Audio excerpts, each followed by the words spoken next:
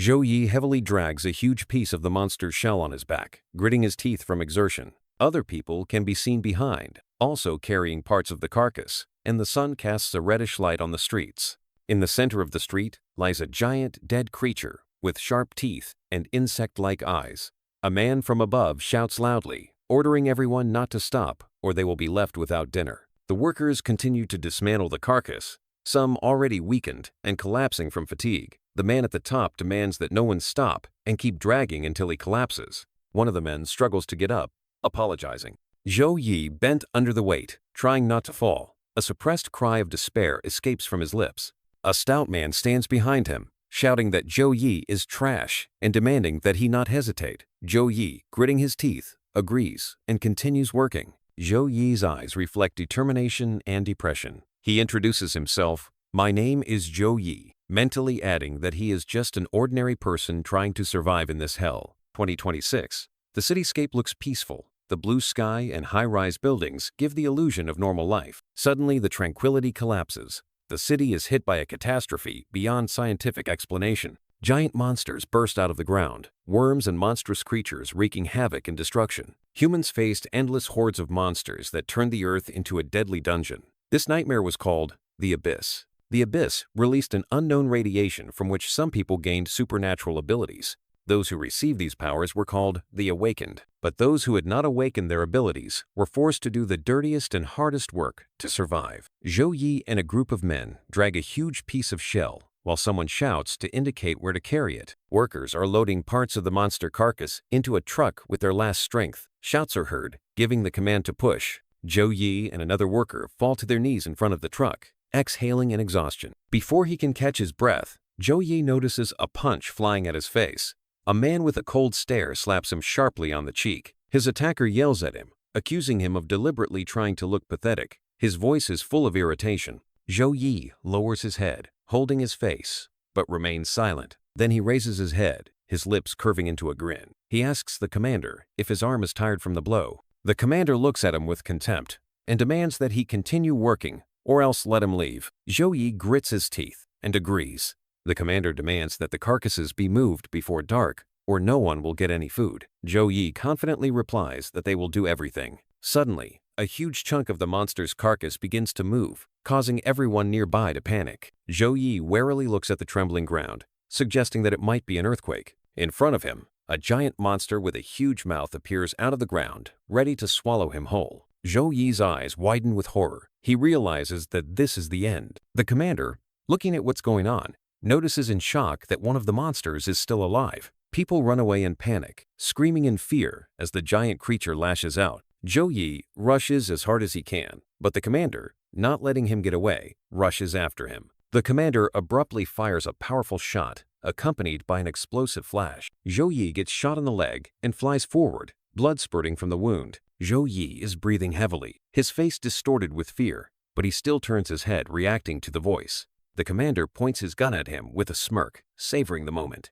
Zhou Yi falls to the ground, blood flowing from the wound on his leg. At this time, the commander is laughing, enjoying the situation. He says with disdain that trash like Zhou Yi is not to be spared from being thrown away. Zhou Yi, lying on the ground, realizes that the commander used him as bait so that others could escape. He can't believe his fate, desperately pondering why survival is so difficult for him. The thought flashes through his mind that a weak man without ability in this world is sooner or later discarded. His eyes clouded with tears as something small moved nearby. He notices a cockroach crawling on his arm and bitterly realizes that even insects have adapted to this world better than he has. At the last moment, a monster with a giant maw appears before his eyes, and he weakly thinks, "In the next life." In the last moment before his death, Zhou Yi thinks that if he became a cockroach, his life would be much easier. Suddenly, an unknown body modification system is launched, but the first attempts at reconstruction are unsuccessful. After 1,000,000 attempts, the system finally announces that the reconstruction was successful. A strange rustling sounds in the dark alley, creating an unsettling atmosphere. Zhou Yi regains consciousness, his mind filled with confusion. He wonders if he is dead. He tries to raise his arm, but realizes with horror that his limbs no longer resemble human limbs.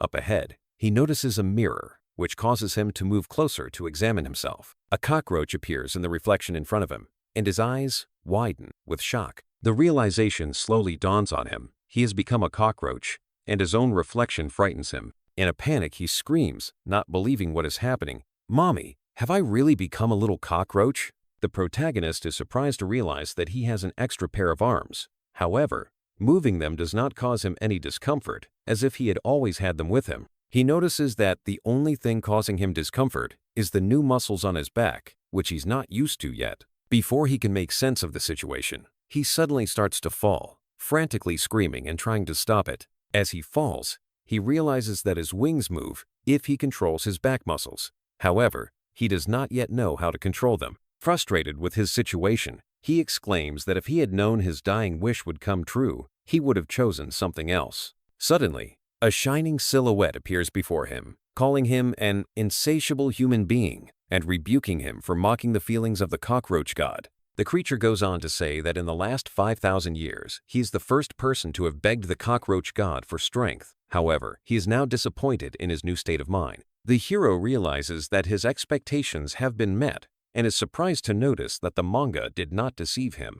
In a burst of emotion, he changes his stance and calls the shining being system brother and then even father, apologizing for his words. However, the cockroach god does not respond to his pleas and simply disappears, leaving the hero alone with his new body. A message appears on the system screen. "The system is down. You are hated by the cockroach god." The protagonist looks at this in utter shock. He realizes that he seems to have hit the cockroach god dead on and is now left without a system. Several days pass during which he desperately tries to call up the system, but to no avail. He shouts, "The system," but there is no answer. Despite all attempts, the system still does not respond. He begins to realize that his situation is getting worse. Eventually, he realizes that he can now understand cockroach language. He hears the other cockroaches whispering, not knowing what to do with him. One evening, he contemplates his new life again. Even though he wished to become a cockroach himself, he can't shake the feeling that he looks disgusting. Soon he notices the other cockroaches gathering in company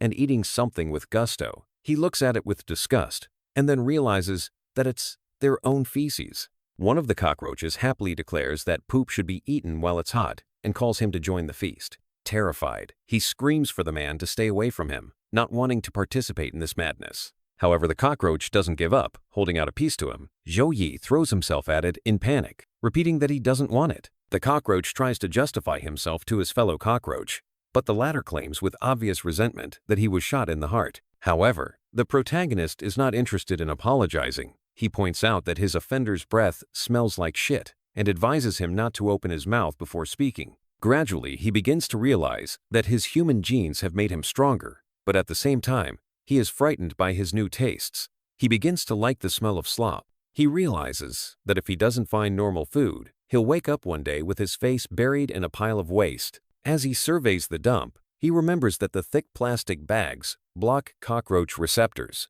but his human mind tells him there's bound to be something edible in a place like this. In his search for food, he finally finds a sealed package of egg yolk pie. True, it expired 3 years ago. Despite this, he considers the find a real jackpot. The system reports that the pie found contains 385 calories and is thankfully still edible. However, his first instinct is to be horrified. 3 years in arrears. How can you eat that? But hunger takes over. Despite its disgusting appearance, the pie smells quite appetizing.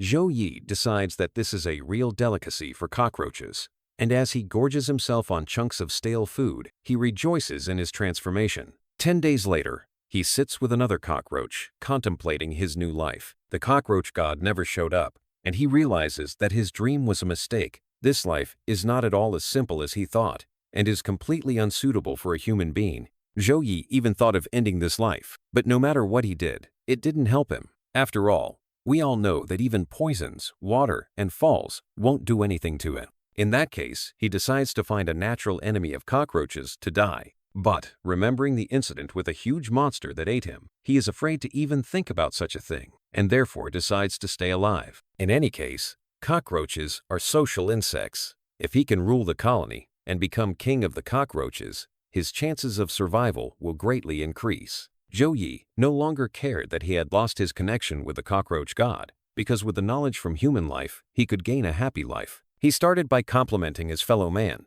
saying he had such a good skeleton, and even said he wanted to be friends with him. But the fatty rejected the offer of friendship, for Zhou Yi doesn't even eat hot shit. In that moment, the guy realized it doesn't matter how comfortable his life is to him. Right now, he wants to rule the cockroaches. These insects see Zhou Yi leading a carefree life. In that case, he decides to prove that he has powers too. And so, on the 20th day of his rebirth, the opportunity finally presented itself. The more mature cockroaches gathered their group, saying that they would move to another area where there would be plenty of food. The adult cockroaches offered to stay here if they wanted to, but then they would be eaten by their enemies, or to go with them and keep up. The fat cockroach heard this and said he couldn't eat shit anymore. Zhou Yi listened to his ramblings and thought that the fat roach was the worst roach he had trained, because he didn't even scavenge the garbage cans for food, but only waited for the next batch of shit. The fatty was crying because he was scared to leave. Zhou Yi was really pissed off by this. Zhou Yi thought that cockroaches are homebodies because new places scare them. In any case, the adult cockroaches needed a volunteer to scout the road, but there was only dead silence in response.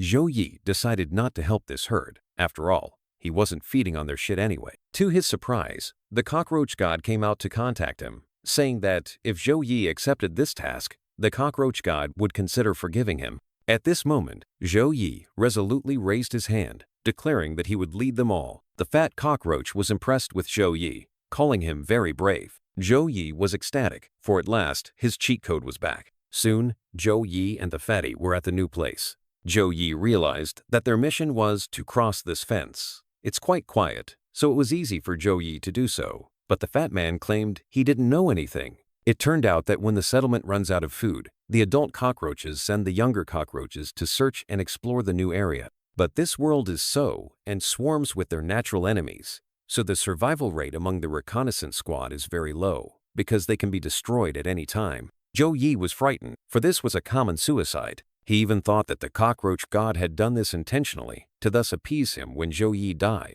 In that case, the guy stated that they needed to leave, because he had the ability to feed them. The fat cockroach began to roll in tears. Suddenly, an adult cockroach appeared behind Zhou Yi. He didn't understand where they wanted to go, because there were so many monster corpses to eat behind that fence. Whoever got there first would get it. Zhou Yi was shocked. Had the cockroaches evolved so much that they could now eat alien monsters? It was just a miracle for the guy, because now he would never have a food shortage in the future. In any case, Zhou Yi stated that he had now decided to go on a diet, and so they could go without him and start eating. At this moment, the adult cockroach picked up Zhou Yi like a small insect. Oh, right. The adult cockroach said that if they didn't scout the path, they would become their dinner. Zhou gritted his teeth and gasped, thinking only that even after being reborn, even here, one could not be freed from the law of the jungle. He remembered his past troop, because they were weak and unsupported. They were sent out to find food. To the strong, they were just a bunch of stupid idiots who wanted to die.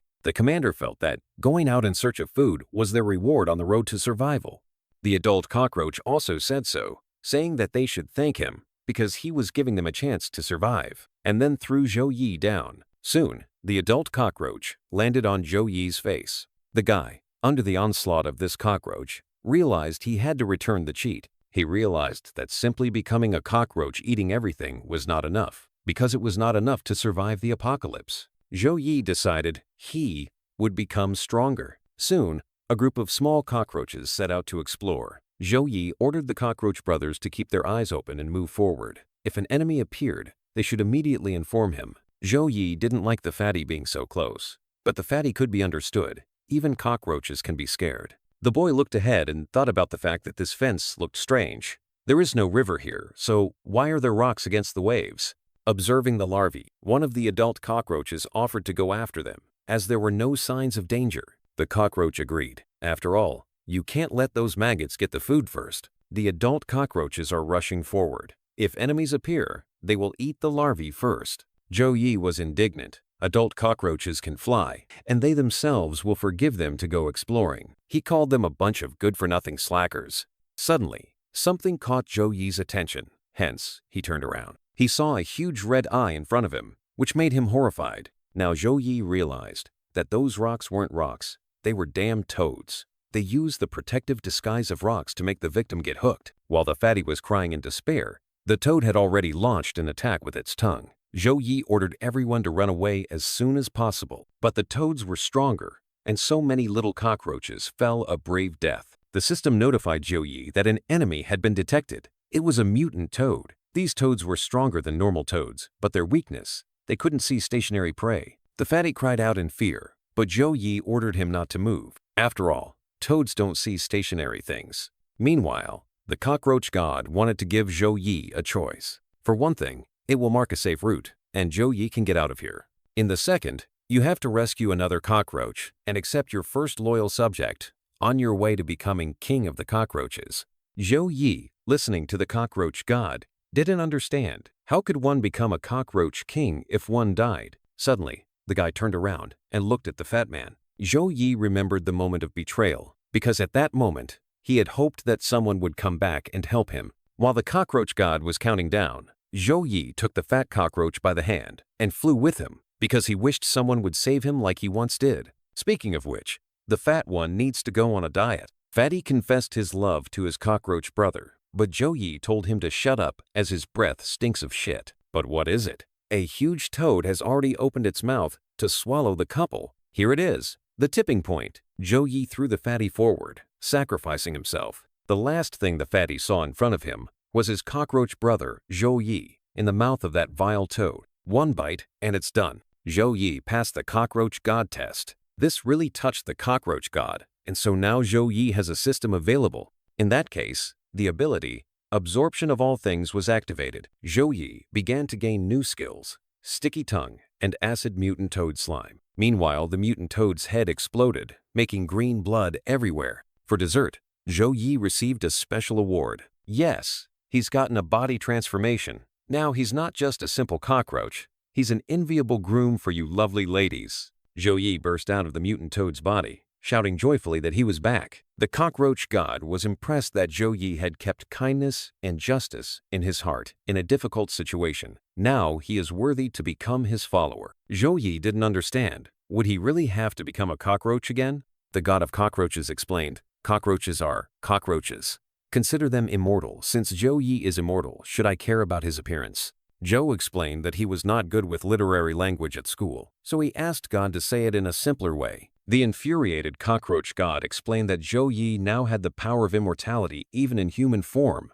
The guy was overjoyed, realizing that he didn't need to become a cockroach again. Meanwhile, the cockroach god was relieved, for Zhou Yi had not abandoned his fellow man even though he knew he was an insect. Suddenly, Zhou Yi felt something while stepping on the ground. Turns out, there was that fat cockroach under the guy's foot, and it's in bad shape right now.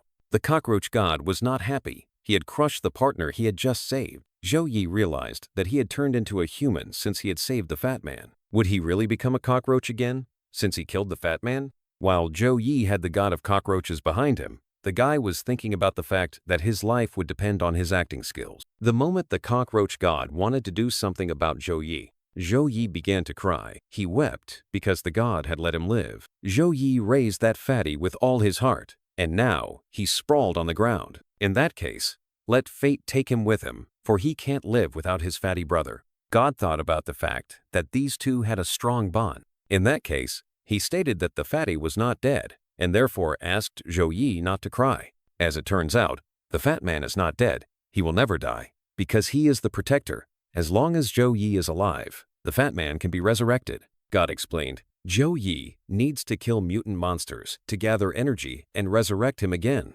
At this moment, Zhou Yi realized that the world was small, and these toads would not escape him. The guy became a titan like Eren Yeager and said he'd make the toads remember this day forever. Remember this fear of humans. But all of a sudden, a toad started jumping on Zhou Yi's body. In the next moment, the toad dealt the guy a powerful blow. But Zhou Yi immediately grabbed the toad and began to crush it, for it was beyond his strength to deal with the giant. The cockroach god warned the guy not to touch the mutant toads. The toad slime was eating away at his flesh, causing Zhou Yi to be in great pain. Meanwhile, the toad was watching Zhou Yi. Toad couldn't understand what it was dangling in front of her. Was it a hairy caterpillar? What can you do? The toad rushed to attack the hairy caterpillar. Grabbing Zhou Yi's hairy caterpillar, the guy began to frantically scream in pain. Zhou Yi abruptly jumped up, then grabbed the toad in spite of the poisonous slime. He turned to the cockroach god, saying that he couldn't even handle small toads. The cockroach god didn't understand. Zhou Yi is a moron.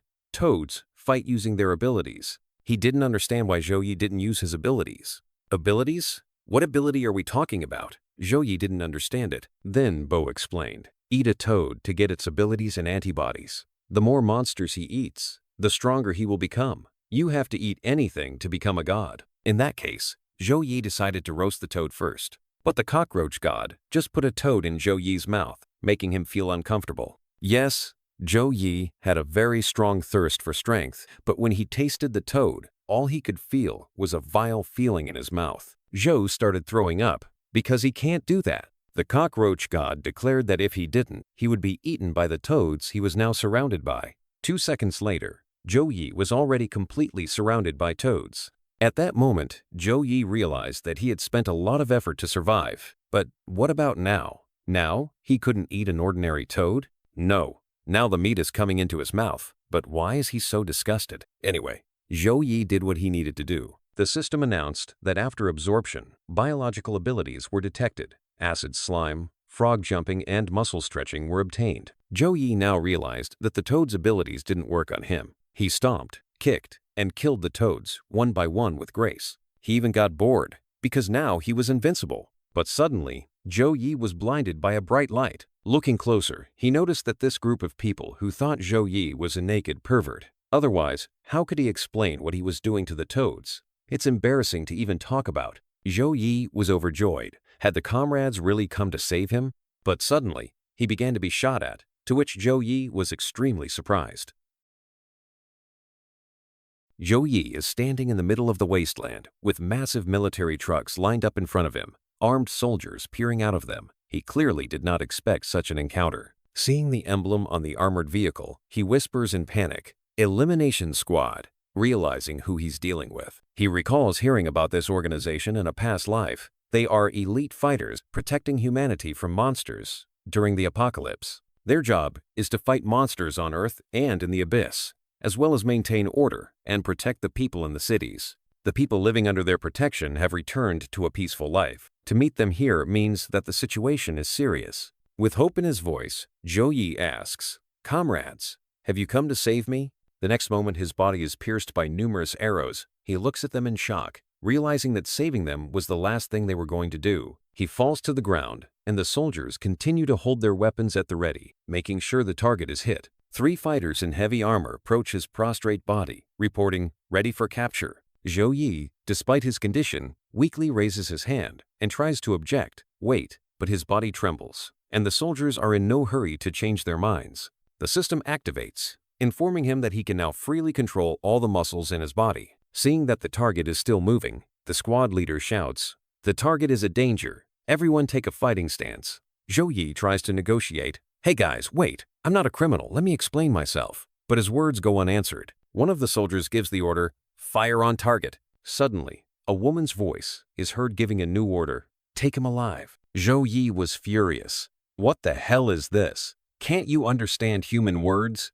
Realizing that negotiation is pointless, the motorcyclists surround him, closing a circle around him and preparing to attack. One of the fighters throws an energy whip at him, which entangles his body. Zhou Yi finds himself suspended between moving motorcycles, his body taut as a cable. He screams exhaustedly, realizing he's trapped. At this point, the system reports a new ability, Acid Slime, which corrodes any materials. When the fighters try to tie him up again, he reflexively uses the slime, breaking the bonds. The girl with purple hair watches this with interest, realizing that he is awakened. Zhou Yi darts in for a takedown, but one of the fighters catches up with him and grabs a body shot. However, the acid causes his glove to begin to decompose, and he loses his grip. The squad is amazed at this, and one of the soldiers looks at the acid residue on his arm with interest. Suddenly, this same warrior jumps on top of him, trying to strike with his fist. Zhou Yi manages to recoil, but the attack is incredibly fast and powerful. Another dude shows up with a bad intent on knocking out Zhou Yi, but the guy deftly dodges his opponent's attack. Zhou Yi cries out in despair,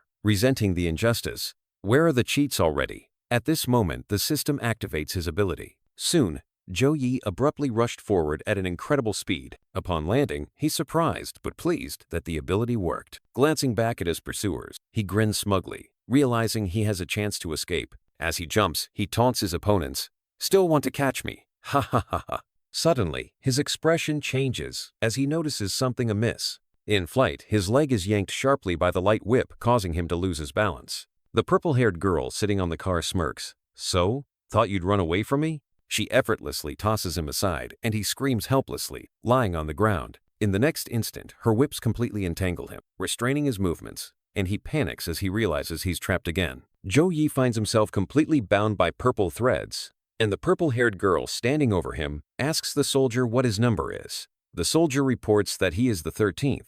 Without giving Zhou Yi any time to think, the girl takes off on her motorcycle, dragging him along the road as he yells in pain. Zhou Yi desperately tries to break free, screaming to be spared, but the cars keep moving, ignoring his pleas. Soon they arrive at the base city, protected by huge walls, where the entire convoy is headed. One of the guards at the gate notices Vice Captain Eileen's return and orders the Redbird Gate to be opened. Meanwhile, Eileen warns not to open the gates too wide, or the monsters might take advantage of the situation and enter the city. She deftly enters the fortress while continuing to drag the unfortunate Zhou Yi behind her, who can only scream in pain. He ends up being taken to the Elimination Squad prison, where his next fate already awaits. Walking down the hallway in a striped prison jumpsuit, Zhou Yi tries to make a joke, complaining that even after the apocalypse, it's illegal to walk around naked. Meanwhile, one of the men in a white coat is surprised that this time the prisoner is not only aware of what is happening, but can also speak, unlike the other 12. Eileen warns not to take the situation lightly. She reports that in 1 week, 12 strange people were found who were completely naked, unable to speak and only laughing stupidly. She looks at these people locked in a cell. Their postures are unnatural, their gaze is blank, and their movements reminiscent of mindless creatures. She admits, it's like they're not human. One of the female scientists suggests just killing them, so as not to waste time. Another replies that if they start killing creatures just because of their low intelligence or appearance, they will be no different from the monsters outside the city walls. The hero finally realizes why he was arrested. He is shocked. I was arrested because I look like those weirdos. He begins to panic when he hears about genetic analysis. In his mind, he asks his cockroach god, "Can we be exposed by genetic analysis?" Immediately, he receives a response in the form of a system message. What is genetic analysis? His eyes widen in horror. I'm finished. They go into a dark room. Eileen says it doesn't matter if he's a pervert or just like those creatures. He's staying here tonight. The female scientist is puzzled. She looks at the cameras and asks in surprise, "Did you move the others?" The cells are empty. In one of them sits a bald man in prison clothes. He is silent, and Eileen stares at him tensely. Suddenly, the head of one of the prisoners inflated to an unnatural size, like a balloon. Eileen was completely shocked by what she saw. The young man looks up in shock, and the women around him are clearly frightened. One of them says, "They are flying through the ceiling." The man, gripped by fear, exclaims, "What the hell is that?" The creepy heads of the prisoners descend from the ceiling, their faces contorted in ghastly grimaces. Someone standing below cries out in horror, realizing that something completely abnormal is happening. One of these flying heads smiles a frightening smile, its lifeless eyes pointing downward. In this nightmarish spectacle, the faces of the prisoners seem even more distorted and unnatural. The young man stares dumbfounded at one of the prisoners, who slowly raises his head. He begins to make a strange sound, clearly foreshadowing something terrible. The prisoner with the shaved head suddenly begins a transformation. His face stretches, and his eyes flash with an ominous light. He smiles frighteningly, and purple lines begin to spread across his skin. The next moment, his face explodes into a ghastly mess of eyes and teeth. This thing is no longer a man, but a nightmare incarnate. The woman and the young man turn around in panic, their faces full of horror as they realize what is happening. The creature that had transformed into something monstrous let out long red tentacles, rushing towards them with frightening speed. The young man panics, trying to avoid the attack, as the tentacles rush towards him, and the monster itself takes full form, an ugly, muscular body with a creepy smile and multiple eyes. The purple-haired woman instantly takes up a fighting stance, preparing to repel the attack when one of the tentacles swiftly moves towards her. The girl with purple hair confidently states that it is now clear who the monster really is. One of the scientists is horrified to notice that her body is beginning to be covered in creepy spots. She panics. The spots spread across her body, turning her skin into a deformed mass. She screams in fear and pain. The young man is also infected, but he doesn't lose his temper. He realizes that he has to get out. Suddenly, an interface appears, warning him of parasitism. He urgently needs to do something, or he will turn into a zombie. The monster threateningly states that he wants her body, making the situation even more frightening. Eileen was surprised. She didn't expect this monster to be able to talk. Such a species she had never seen before. The monster takes possession of the scientists' bodies and uses them as attack cannon fodder to attack Eileen. The girl activates her power, creating energy threads to repel the attack. She soars sharply into the air using her ability, showing agility and strength. Eileen realizes that it's difficult to deal with parasitic monsters. She realizes that they are still humans and can't be killed. In addition, she has no magic crystals, and her abilities are practically useless here. But soon her attention is drawn to a scalpel lying on a bedside table. Using his ability, he picks up a scalpel and throws it at the monster. But the damn monster is using the two girl scientists as human shields. Realizing this, Eileen pulls her thread back. The scalpel blade stops near the girl's face. Just a little more, and someone would need plastic surgery. Holding Zhou Yi in its tentacles, the monster called people weak. Zhou Yi was on edge at this moment, for he didn't have time to eat the growths before they reappeared again. But God told him to stop talking and swallow quickly. The system notified that parasitic spores were ingested. The ability to resist parasites began to develop. Soon the ability developed from 10% and up to 46%. Eileen, on the other hand, listening to the brandy monster, declared that he was insulting himself. She threw the monster blade again, saying that only a pathetic coward would hide behind hostages. The monster, looking at the girl's futile attack, declared that it was useless, for she would hit her comrades. But it seems the girl had a plan. The flying blades changed their trajectory and rushed towards the monster. The monster was furious. This attack hit both his arms and his back. He started screaming in pain because he didn't expect the attack to be successful. Eileen assumed that the monster's body wasn't strong enough, which was why it had to use living creatures as shields. But what was it? The girl suddenly began to feel pain, and in the same places where the blades had hit the monster. Eileen didn't understand what was the matter. The monster explained, since the girl had hurt him, he just transferred all the pain and wounds to these girls. And his wounds were starting to heal, by the way. Eileen realized that this ability was quite problematic. Suddenly, the monster announced that the girl was finally caught. Eileen looks at her hand and realizes that something is happening. Her hand began to glow with an ominous red light. Soon her hand ceased to obey and then began to strangle her mistress. The monster, however, tells her that she can't succeed because she can't destroy the spores. Now she's at his mercy. But suddenly, the monster's gaze changed. The girl began to laugh echodotically. Eileen explained that it was lucky that she could catch herself. She stated that someone else he could infect, but her web could control more than just the enemy's body. Eileen used her thread to control the infected arm. Using a scalpel with thread, she cut where the infected spores were to prevent further contamination. She even grinned because it was such a pity for the monster that everything was resolved like this. The monster was in agreement that she had managed to break free. But using it a few times, the girl would bleed out and soon be unable to fight. Besides, if Eileen tried to run away, the monster promised to kill those girls and then run away as well. Eileen stated that the monster could scream before she killed it. Even if the monster begs for her to leave, Eileen won't run away. Meanwhile, Zhou Yi continued to absorb the infected spores, which attracted the monster's attention. He wondered why on earth he couldn't control that guy. In that case, he decides to kill Zhou Yi. But the guy breaks the shackles at that very second. The guy realizes he can't dodge this attack, and now he's going to be finished. At this moment, a purple web began to appear around his body. In the next instant, Eileen pulled Zhou Yi towards her, thus saving him from the monster's strike. The monster didn't seem to like this, and was even puzzled. Zhou Yi fell to the ground, looking at Eileen's black panties. He thanked his goddess for saving him, for beyond that, he had seen a miracle. Eileen looked at Zhou Yi like he was garbage. Taking him by his clothes, she wondered, was he really a pathetic pervert from the beginning? Zhou Yi confirmed the hunch, telling his sister that he had been saying that all along.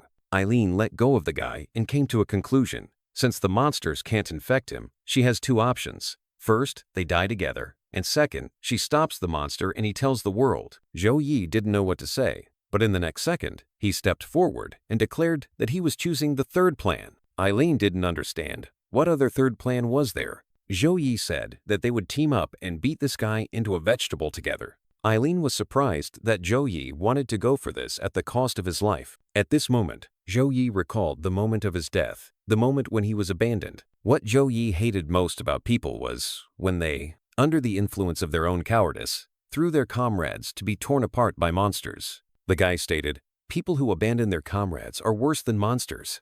Eileen was surprised that Zhou Yi was so brave, but but she mentally called him retarded. To be honest, the young man's confidence lies in the fact that the system has told him that the monster is actually weak, and it is only strong due to its parasitic abilities, and normal attacks can be feared. With this thing under his belt, Zhou Yi will definitely be able to live happily and work in the territory guarded by the elimination squad. The monster was still furious. He thought that humans were inferior creatures because even when they fought, they thought about attracting the attention of the opposite sex. The monster attacked the couple with his deadly, infected tentacles. He looks a little like Venom, by the way. Zhou Yi realizes that he is useless in battle, so he asks Eileen to control his body. He admits that he's not afraid of parasites, but he's clearly not a good fighter. Eileen agrees, but warns that she can't guarantee his safety. She activates her abilities, triggering threads that envelope Zhou Yi's body. The energy of the threads filled his body, causing his muscles to move faster and more precisely. Eileen takes control with confidence, preparing to direct him to attack. Under Eileen's control, Zhou Yi rushes forward. The enemy taunts, stating that his tentacles cannot be avoided. The monster confidently says that Zhou Yi won't be able to break through his puppets. Eileen, wasting no time, activates her power, strengthening Zhou Yi. Zhou Yi bursts into action, and Eileen precisely coordinates his movements. The enemy's red threads rush towards him, but he keeps moving. Eileen pulls the strings, and Zhou Yi confidently dodges his opponent's attacks. He rushes towards one of the puppets, attacking it. With Eileen's strength, he delivers a crushing blow, breaking through the enemy's defenses. The female puppet screams in terror. Eileen activates her threads and commands, "Pressure," handing over control of Zhou Yi's body. He instantly rushes forward, making a low dash under the blows of the enemy. In a deft leap, Zhou Yi finds himself above his opponent, preparing to attack. The monster notices the change and mutters in bewilderment that he has gotten smarter. Finally realizing what's up, the monster realizes that Eileen is controlling Zhou Yi's movements. The girl smiles in agreement. Indeed, how clever. Zhou Yi swiftly approached the monster, his fist already raised to strike. He shouts with rage, "Die!" gathering all his strength in an attack. However, the monster mockingly remarks that his defenses are too strong. Despite this, Zhou Yi has no intention of stopping and lands a mighty blow. Zhou Yi activates his ability. The system screen confirms the activation has begun. His body is enveloped in light, and his muscle stretch and acid slime abilities are activated. He swiftly rushes at the monster, his attack accompanied by powerful energy. The enemy begins to decompose from the acid slime, emitting a death scream. Eileen watches in amazement, not knowing that Zhou Yi had such abilities. The acid continues to eat away at the monster's flesh, and it begins to lose its shape. Zhou Yi's final blow, tearing his opponent's body apart. His gaze becomes cold and confident, like a true fighter. However, the monster does not give up, stating that it can tolerate damage and will survive. Suddenly, he notices something strange. Panic appears in his eyes. The red monster panics as he realizes that his wound is not healing, which seems impossible for him. He notices Eileen sitting next to the two people lying down and looks at her in surprise.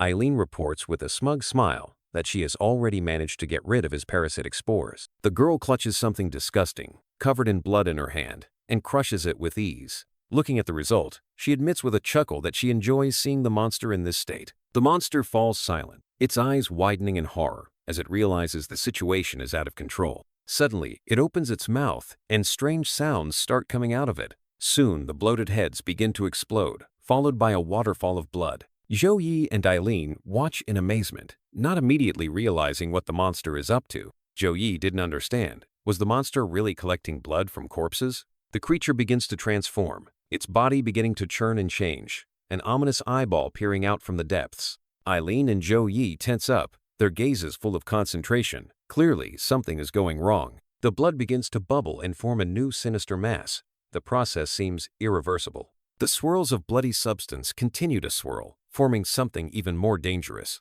A new form of creature appears before them, huge, made of blood, with burning eyes, emitting an incredible menace. The creature finally transforms, screaming wildly, its body taking on a new, even more horrifying form. It mockingly declares that this is the first time people are seeing his true colors, and hopes they don't disappoint him. The creature instantly rushes to attack, its speed so fast that the girl barely has time to react. The next instant, she is thrown powerfully back into the wall, the impact so strong that the metal surface sags. The girl crashes into the wall with a scream, pain on her face from the impact, and the attack has clearly just begun. The young man turns around in horror, realizing that something dangerous is happening. Eileen is breathing heavily, blood flowing from the corner of her lips. She realizes that the enemy's power level is far beyond their expectations. In the next instant, a red hand pierces her chest, and the shock in her eyes is replaced by pain. The monster wastes no time. It grabs her and throws her aside with force like a rag doll.